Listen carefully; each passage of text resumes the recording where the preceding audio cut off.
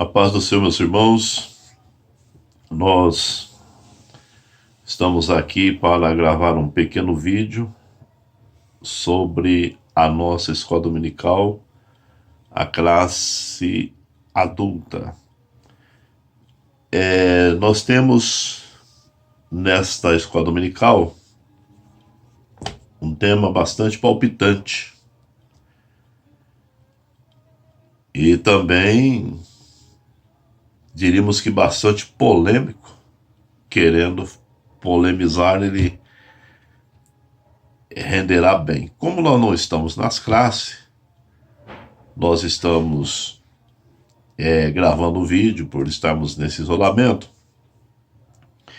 Então eu vou aqui apenas fazer uma explicação sobre a eleição e a predestinação, porque a nossa lição tratará ou trata desse assunto, né? Como nós estamos, os irmãos têm aí a lição. Quem não adquiriu a lição, é bom adquiri-la, mesmo que nós não estejamos participando das aulas, nas classes, mas é bom ter a sua lição, porque você poderá ler os assuntos e, quando em vez, acompanhá-los aqui em algumas lives que nós temos das nossas igrejas. Bom, o objetivo dessa lição é fazer com que os alunos entendam o que é eleição e o que é predestinação. Esse é o objetivo da lição. E como nós não precisamos estarmos aqui lendo a lição, porque nós estamos na classe, eu não vou estar lendo a lição. Para que a gente entenda essa lição, eu quero colocar aqui a questão das correntes, pensamentos teológicos, mesmo que alguns são heréticos, mas eu quero colocá-los aqui para que os irmãos tirem as suas conclusões. Então, antes de qualquer debate, eu vou deixar claro aqui para você analisar o que você pode pensar. Nós temos uma corrente herética, que é o pelagianismo. O pelagianismo acredita que a salvação não depende de Deus, depende só do homem. O homem é que tem que buscar a salvação, o homem é que tem que procurar a ser salvo. Deus não entraria aí com essa dádiva ao homem. Com isso, anularia a graça divina, né? Aí depois temos o semipelagianismo. O semipelagianismo é uma doutrina também herética, mas nós somos às vezes taxados de semipelagianismo, mas nós não somos. Nossa doutrina é pentecostal. Na nossa lição, você vai ver que logo na introdução, o comentarista, ele coloca assim: nesta lição abordaremos os conceitos bíblicos e a interpretação pentecostal referente à eleição e à predestinação. Então ele não está dizendo se somos, qual corrente pertencemos, a não ser a corrente pentecostal, corrente de ensino pentecostal. Mas nós não somos sempre pelagianismo, como às vezes você pode ter ouvido que alguém nos taxa disso, mas não somos. O que o semipelagianismo acredita? Acredita que a salvação é uma provisão de Deus, mas depende do homem dar o primeiro passo, né? O primeiro passo é do homem, que com a sua boa vontade, um bom coração para com Deus, ele vai até Deus e Deus vem dar a ele dá um passo e Deus dá dois em direção a ele. Isso é semipelagianismo. Embora você já tenha ouvido isso nos nossos púlpitos, infelizmente, alguns pregadores fazem essa colocação, talvez até por questão de emocionalismo, ou porque ouviu falar, ou às vezes acha bonito, né? Dê um passo a Deus que ele vai dar dois em direção a você. Se você decidir, Deus vai decidir por você. Então nós temos que cuidar com isso, porque é uma doutrina, mas ela não é bíblica, não.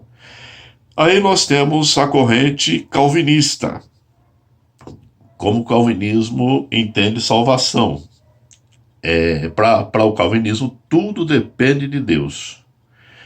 O homem não precisa fazer nada nesse sentido, não precisa fazer nada. Tudo somente Deus. Deus é que faz, Deus é que salva uns, não salva os outros, conforme Deus, somente Deus quer. O homem não precisa, se ele querer ser salvo ou não salvo, não depende do homem, isso depende só de Deus. Aquele a quem Deus chamou, então esse está salvo.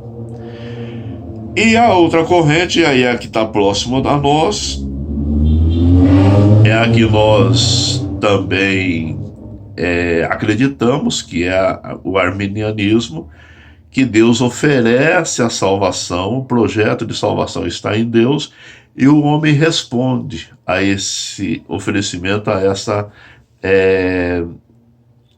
esse projeto de Deus. Então o homem responde. Então veja que fica assim para nós esses conceitos existentes para que nós possamos estarmos aí entendendo o assunto que nós vamos estudar. Bom, vamos ver aqui duas palavras, eleição e predestinação. Parecem sinônimas, mas elas não são sinônimas. Não são sinônimas, não. Alguns teólogos vão até escrever sobre isso, que são sinônimos, mas não são. Né? Nós vamos ver que são palavras com significados diferentes, embora elas sejam interligadas, são juntas, são palavras que uma não pode sair da outra, né? Estão sempre juntas. Bom, vamos ver aqui, primeiro, a questão da predestinação. Predestinação. O que é predestinação? Predestinação, meus irmãos, é uma doutrina, e diga-se, uma doutrina consoladora que está registrada na Bíblia, uma doutrina bíblica. Quando devidamente entendida, é uma doutrina que traz consolo para nós. A essência da predestinação está no fato de Deus ter um plano geral e original para o mundo, que os seus propósitos jamais serão fracassados. Então, a essência da predestinação está no fato de Deus ter esse plano geral. Quer dizer, Deus nunca foi pego de surpresa. Quando o homem pecou, nós vemos no capítulo 3 de Gênesis que lá estava já Deus apresentando o plano de salvação para o homem. Não que iniciaria ali, mas já estava pronto, estava preparado, estava planejado. E o capítulo 3 de Gênesis dá assim, uma ideia profunda sobre esse assunto. Mas o que é predestinação? Bom, vamos começar pelo que ela não é. Vamos falar aqui alguns pontos que às vezes é conhecido como predestinação e não é. Por exemplo, predestinação não é a manipulação da faculdade de escolha do homem. Caso fosse, ele seria um fantoche, sem poder de escolha e sem vontade própria. Eu me lembro aqui, quando eu era menino, eu morei numa cidade que tinha um homem que ele tinha uns fantoches, 2 fantoches. Eram 2 bonecos, e um era bom e o outro era ruim. Então, o bom, o que era bom, ele fazia as coisas boas, e ele então apresentava para a meninada como sendo bonzinho, tudo que ele fazia, tudo que ele falava era bom. Mas o criador daquele fantoche, ele o fez daquele jeito, então ele só falava, era o ventríloco, claro, mas ele só falava o que era bom. E aí o outro era mau e maldoso, né? Todas as suas respostas, tudo que ele fazia era maldoso. Então eram 2 personagens, cada um de uma forma. Então não vamos entender que Deus nos fez assim, que você é feito assim e você não tem direito de nada, você não escolhe nada, não pode falar nada. Não, nós temos livre-arbítrio. Nós não somos de forma nenhuma fantoches ou robôs. A predestinação nunca predetermina as escolhas do homem. Comer não não faz parte das minhas tarefas diárias, mas adoro ler nunca livros e sites predetermina, de receitas. nunca predetermina as escolhas do homem, mas sim preordena as escolhas de Deus no que concerne ao seu relacionamento com as inclinações e necessidades e escolha do homem. Então, predestinação nunca predetermina as escolhas do homem. Quer dizer, você não faz isso porque já estava dito que você ia fazer, né? No conselho de Deus você já ia fazer. Você foi feito para fazer isso. Não, você não faz isso por isso. É uma decisão sua. É um livre-arbítrio seu.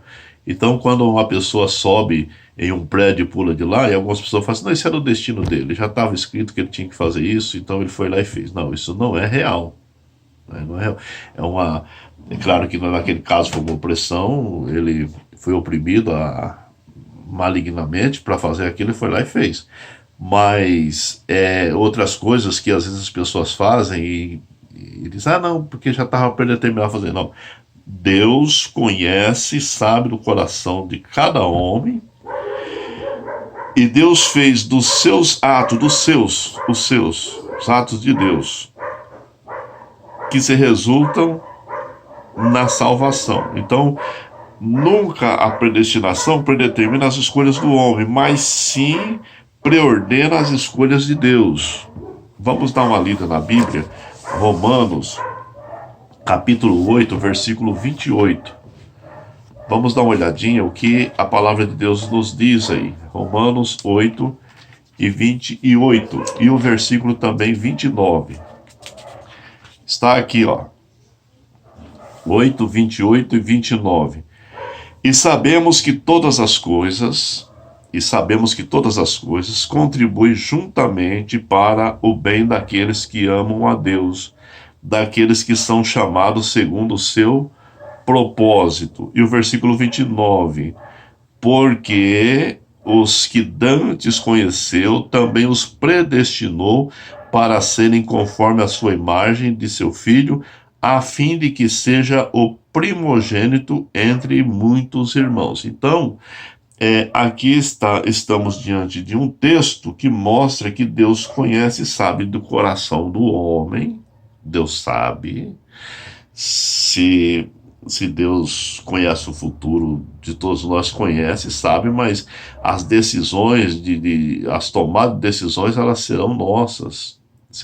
O livre-arbítrio estará em ação em nós. Nós não somos robô, nós não somos aquele bonequinho de fantoche que vamos fazendo de acordo com. Se somos bons, fazemos o bem. Se somos mal, fazemos o mal. E isso não muda. Isso pode mudar, né? Tanto o mal pode aceitar a Cristo e resolver o seu problema e se tornar um bom homem diante de Deus, como também o bom pode se desviar. Pode se desviar e se tornar mal, né? Nós sabemos disso. Então, Deus conhece e sabe. E faz dos seus planos e faz plano dos seus atos, certo? Atos que resultam na salvação, conforme os versículos nós lemos, é um ato pré-ordenado, mas de Deus. É de Deus, então está pronto ali. Predestinação não é fatalismo. O fatalismo é uma heresia que atribui as ações do homem e escolha ao determinismo de Deus. Deus decide o que o homem fará. Quer dizer, tudo que eu faço é decisão de Deus. Não, a decisão é minha. Eu decido a fazer. E aí eu faço a vontade de Deus ou não faço a vontade de Deus, mas a decisão está em mim. Então, nós não podemos acreditar que se eu faço mal é porque Deus me fez para fazer o mal. Se eu faço bem é porque Deus me fez para fazer o bem. Não, é decisão do ser humano. Definição. Predestinação tem a ver somente com os atos e escolhas de Deus. Então isso é predestinação. Predestinação tem a ver somente com os atos e as escolhas de Deus. Ou seja, quando você nasceu, o plano de salvação já estava pronto. Quando Adão pecou, o plano de salvação já estava pronto. O pecado de Adão não anulou o plano de salvação. O pecado de Adão não anulou o livre-arbítrio. Adão pecou, a culpa aparece aí, mas acontece que Deus mostra o projeto que já está pronto. Há uma determinação em Deus que é o projeto da salvação, já estava pronto. Então Deus apresenta naquele momento o projeto pronto. Predestinação tem a ver somente com os atos e escolhas de Deus, então não tem a ver com nossos atos nem com nossas escolhas. Cada homem é responsável por todas as decisões que tomarem durante a sua vida. Vamos dar uma olhadinha na Bíblia, aqui no livro, o último versículo do Eclesiastes.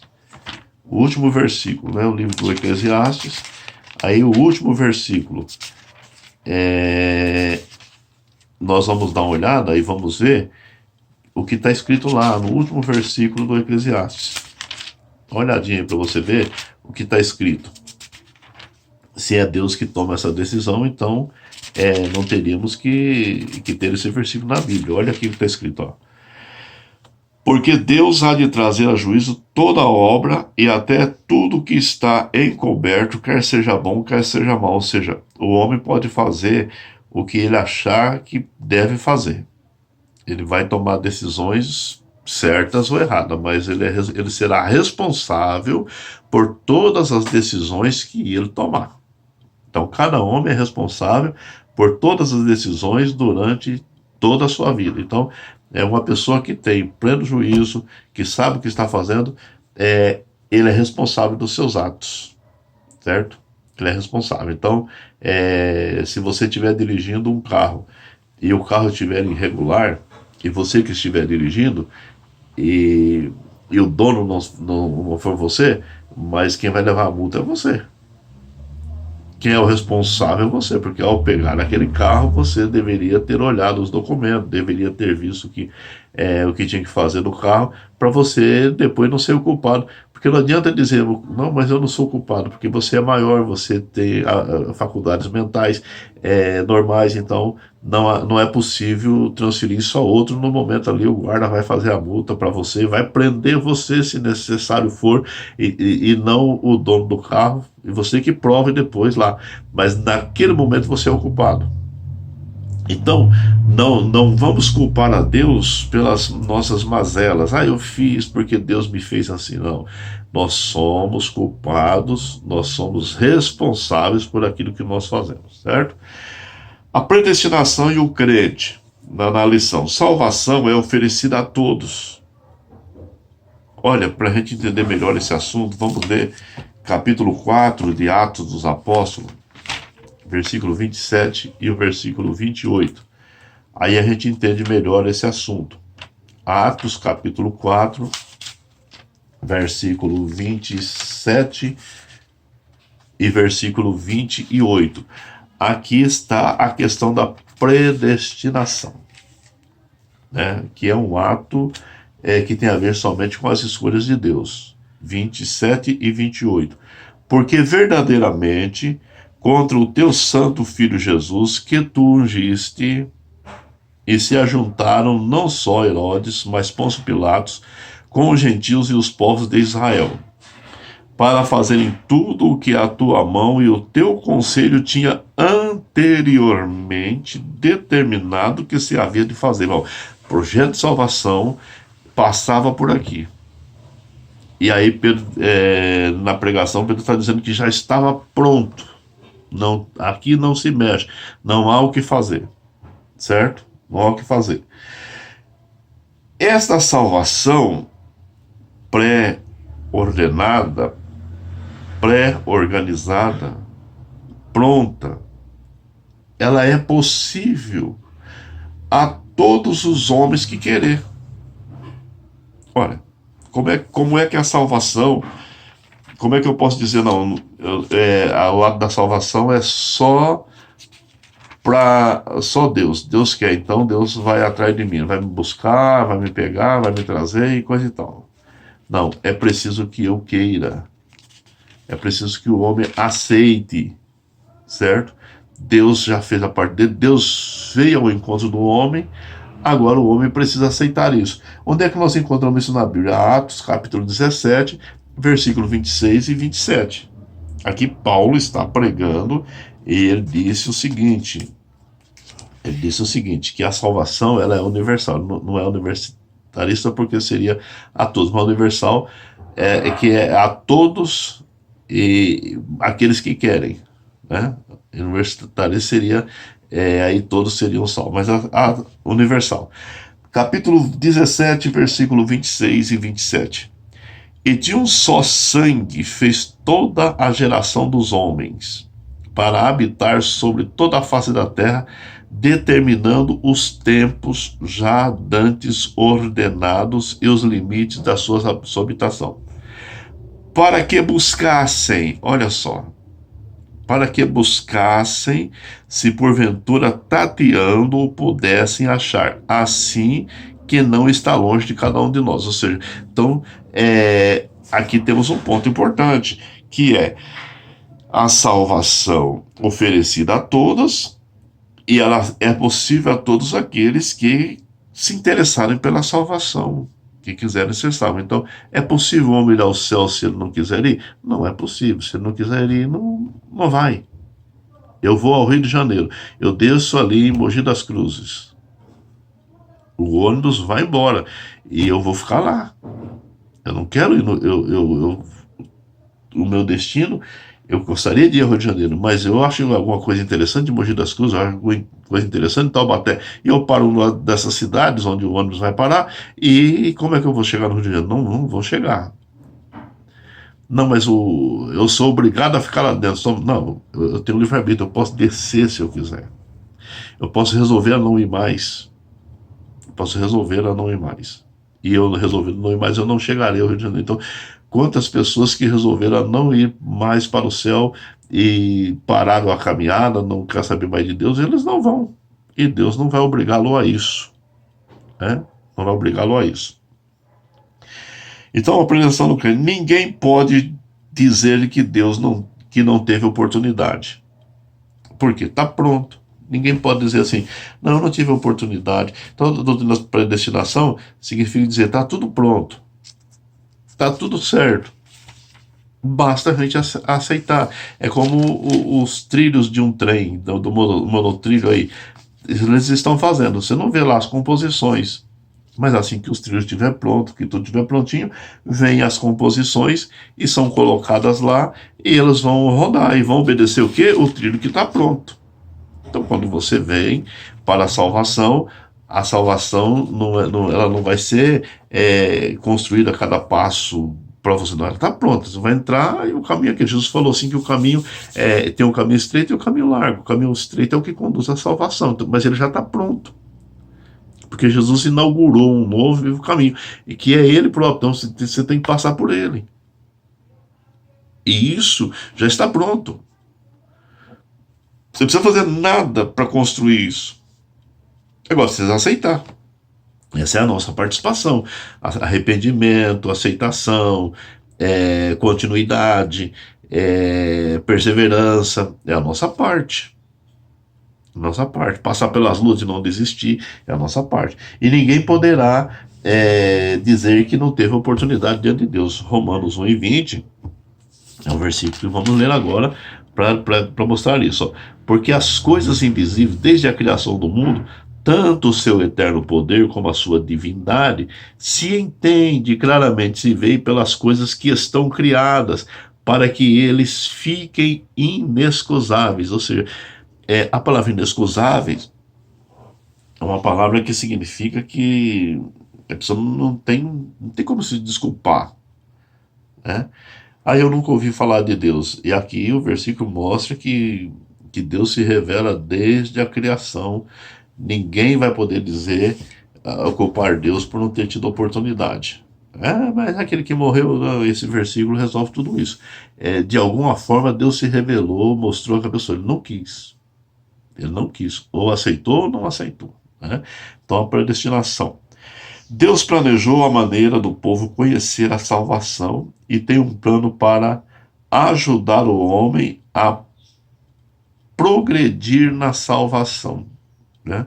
Então Deus planejou a maneira do homem conhecer o caminho da salvação. Nós já lemos isso, versículo 29 aqui, ó, porque o que dantes conheceu, também os predestinou, né, para serem conforme a imagem de seu filho, a fim de que ele seja primogênito entre muitos irmãos. Então, Deus planejou a maneira do povo conhecer a salvação e tem um plano para ajudar o homem a progredir na salvação. No entanto, depende do homem corresponder em obediência. Esta provisão é ilimitada para o crente. Ilimitada para o crente. Basta cada um corresponder aos apelos do Espírito Santo. Então, quando você corresponde aos apelos do Espírito Santo, aí nós vamos para a nossa lição e vamos ler o versículo 11 e o versículo 12 da nossa lição. Diz assim: e nele digo, em quem também fomos feito herança, havendo sido predestinado conforme o propósito daquele que faz todas as coisas segundo o conselho da sua vontade. E o versículo 12, que também está na lição: com o fim de sermos para louvor de sua glória, nós os que primeiros esperamos em Cristo. Então, o que é isso? Basta que a gente corresponda ao apelo do Espírito Santo. Por isso a Bíblia diz: se hoje ouvirdes a voz do Espírito Santo, não endureçais o vosso coração. O Espírito Santo está sempre falando com alguém. Então, a salvação já está pronta. Basta nós correspondermos a isso. Então, a doutrina da predestinação é uma doutrina consoladora. Porque quando nós olhamos para a nossa situação de pecador, logo pensamos, estamos perdidos. Mas quando a gente olha para o que Deus fez por nós pensamos, mas está pronto, está reservado para nós. Então nós temos a salvação, temos o céu reservado para nós. Tudo isso então está dentro do caminho da predestinação. Então essa é a palavra, é o significado da predestinação. Deus já fez tudo, está tudo pronto, a gente precisa responder com aceitação, com permanecer no caminho do Senhor, responder assim: sempre ouvindo a voz do Espírito Santo. E a outra palavra é a palavra eleição. A Bíblia diz que nos elegeu nele. Bom, está tudo preparado, mas como é que eu vou entrar nisso? Como é que eu vou participar disso? Né? Uma vez que precisa ser eleito, precisa ser escolhido, como é que eu vou participar disso? E aqui entra aquela questão: bom, uns foram escolhidos e outros não. Eu não concordo com isso, né? E não posso aceitar isso. Eu creio que eu fui escolhido, que fui eleito, o irmão também foi, mas eu acredito que todos têm a mesma oportunidade. Tem a mesma oportunidade. O homem, ele não descobre a Deus. Na verdade, Deus se revela ao homem. Deus se revela ao homem. Versículo 28 que a gente viu aqui: e sabemos que todas as coisas contribuem juntamente para o bem daqueles que amam a Deus, daqueles que são chamados segundo o seu propósito. Então Deus se revela ao homem. E por isso o homem passa a conhecer a Deus, como nós já falamos. Deus veio ao homem, proveu ao homem o meio de salvação, restaurou o homem a capacidade de buscá-lo.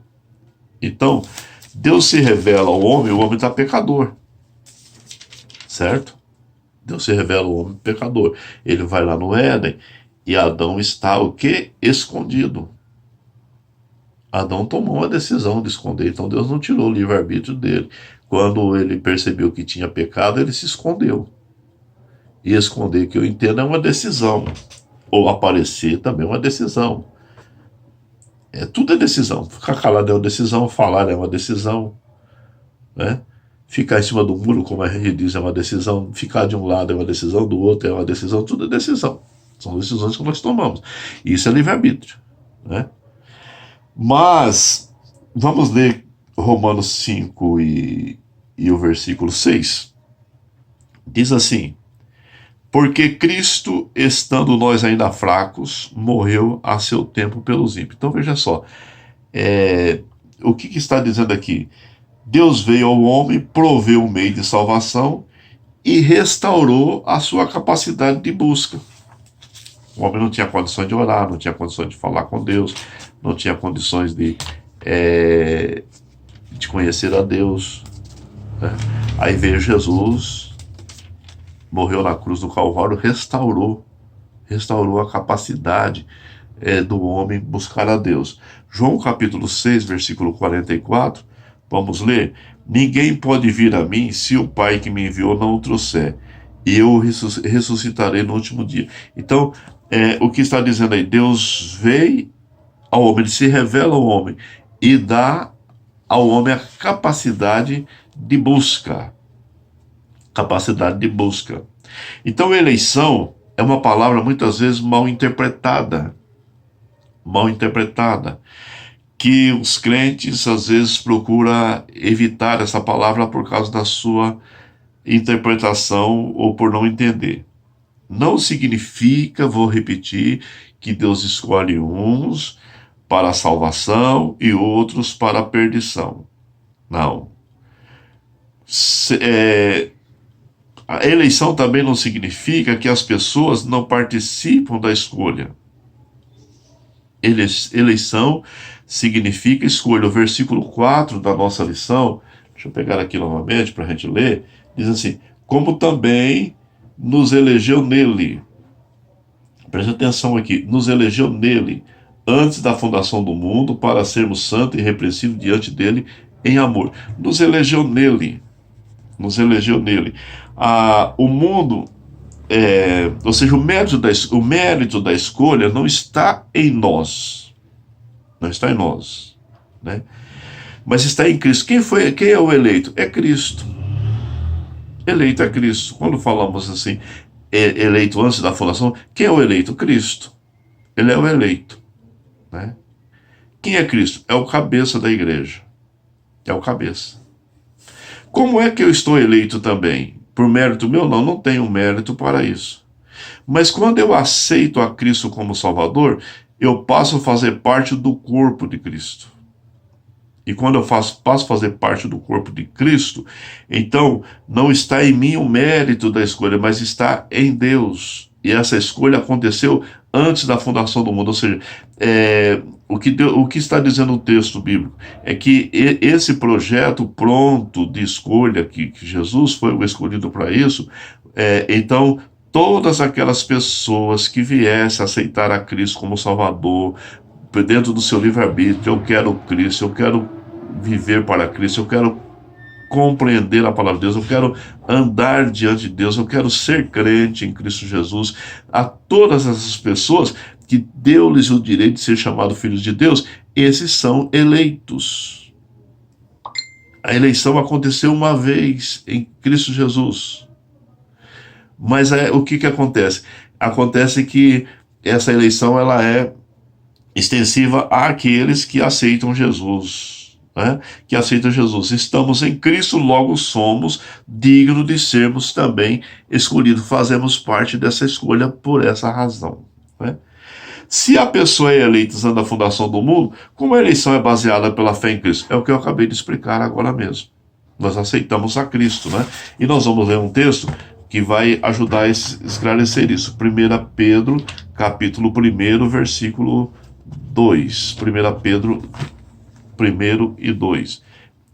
Vamos dar uma lida nesse versículo, ou vamos ler esse versículo, porque aí a gente entende. Eleitos, aquilo que eu disse, eleitos segundo a presciência. Quer dizer, Deus sabia que eu ia aceitar a Cristo, sabia, mas Deus não interferiu nessa decisão minha. Ele revelou a Cristo a mim, e eu, de livre e espontânea vontade, aceitei a Cristo. Você, de livre e espontânea vontade, aceitou a Cristo.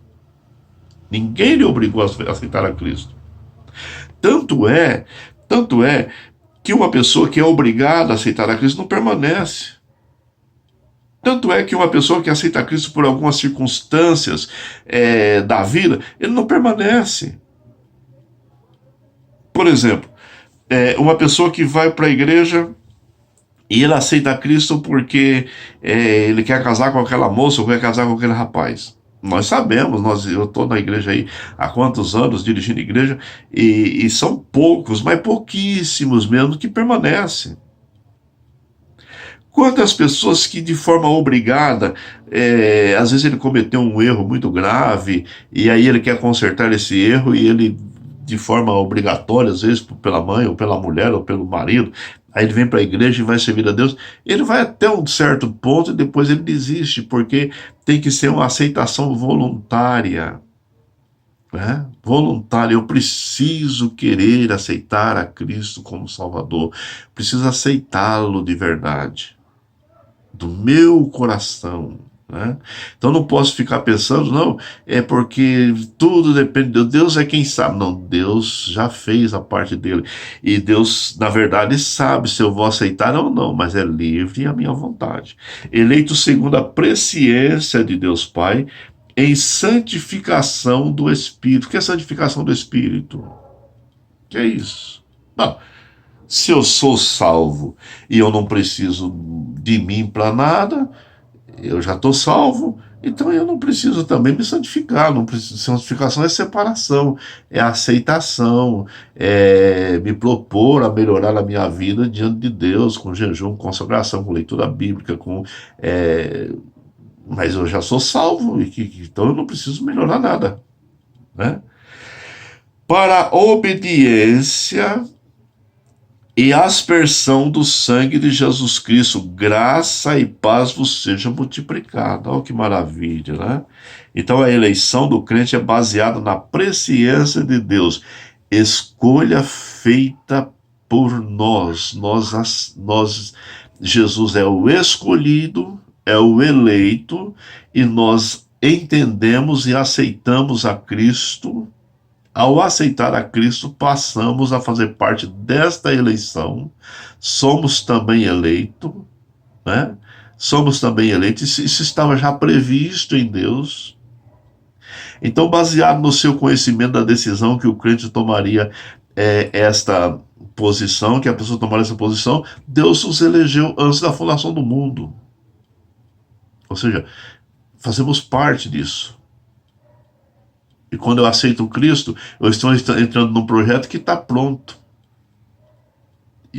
Por exemplo, eu cheguei na igreja, a Assembleia de Deus, quando eu cheguei, a igreja tinha 50 e poucos anos de existência. Eu cheguei, a gente tinha 50 e poucos anos. Então eu ouvia dizer, hoje eu posso dizer assim, eu sou centenário, eu participei do centenário da igreja. Quer dizer, eu cheguei, já estava pronto. Agora aqui o projeto de salvação, quando você chegou, já estava pronto. Foi feito para você, já estava pronto. Você entrou no projeto, e a partir do momento que você entrou no projeto, você faz parte da eleição, está eleito, está escolhido, certo? Até mesmo antes de ser lançado os alicerces da terra, porque esse projeto foi feito lá, e quando você aceita aqui, você faz parte desse projeto e está escolhido. Então, eleição não é fatalismo baseado no Deus. Eleição não é fatalismo. Eleição é uma coisa baseada no Deus soberano,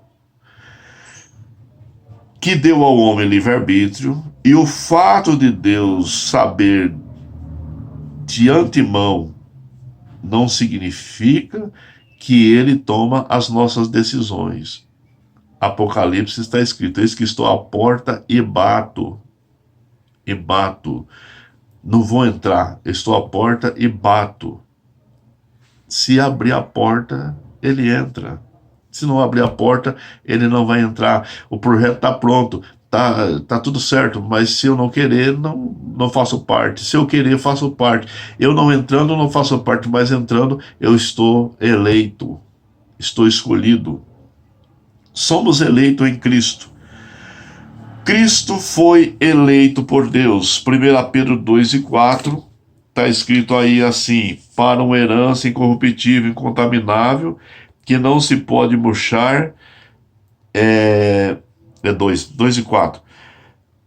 Desejai afetuosamente, Eu faço essas confusões sempre, né? E chegando-vos para ele pedra viva, reprovada na verdade pelos homens, mas para com Deus eleita e preciosa. Eleita e preciosa. O versículo 5. Vós também. Então, que vai dizer aqui? Que o crente é tornado aceitável a Deus por Jesus Cristo. Vós também, como pedras vivas, sois edificados, casa espiritual, sacerdócio santo, para oferecer sacrifícios espirituais e agradáveis a Deus por meio de Jesus Cristo. Por meio de Jesus Cristo. Então,